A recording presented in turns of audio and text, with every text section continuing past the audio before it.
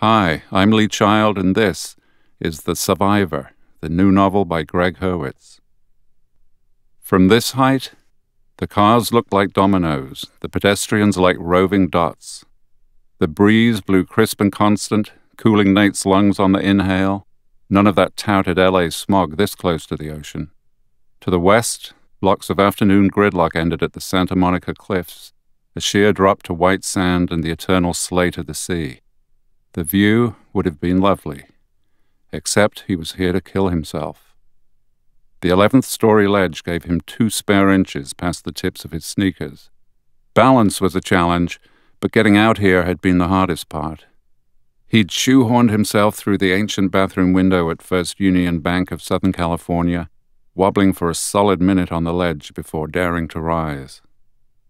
On the street below, people scurried about their business, no one squinting up into the late morning glare to spot him. As he flattened against the wall, his senses lurched into overdrive, the smacking of his heart against his ribs, the sweat-damp shirt clinging to his shoulders, the salt tinge burning his nostrils. It felt a lot like panic, but somehow calmer, as if his brain was resigned to the circumstances, but his body wasn't getting the signals.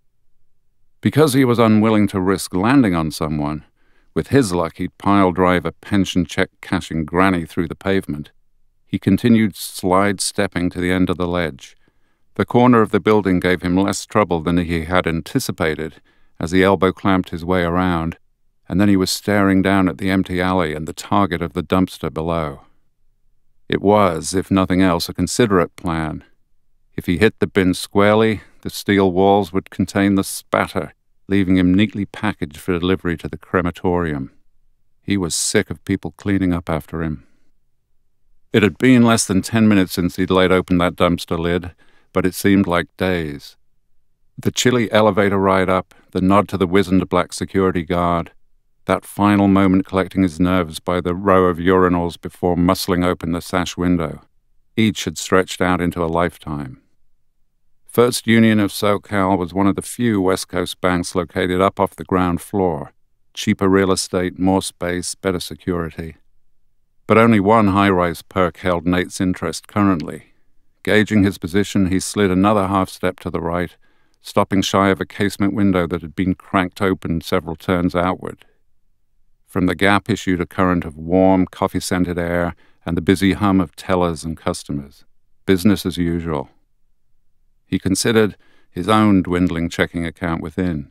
His next step, literally, would void the $1 million life insurance policy to which he dutifully wrote a check every January, but even that wouldn't matter.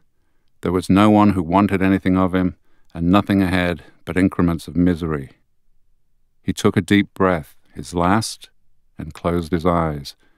Spreading his arms, he let the October wind rise through the thin cotton of his T-shirt and chill the sweat on his ribs.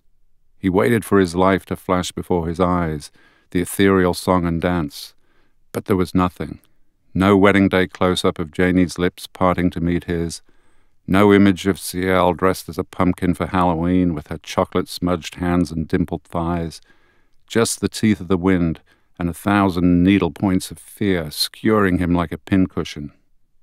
The longest journey, according to Taoism and Hallmark, begins with a single step, and so does the shortest. He took one foot and moved it out into the weightless open. That was when he heard the gunshots.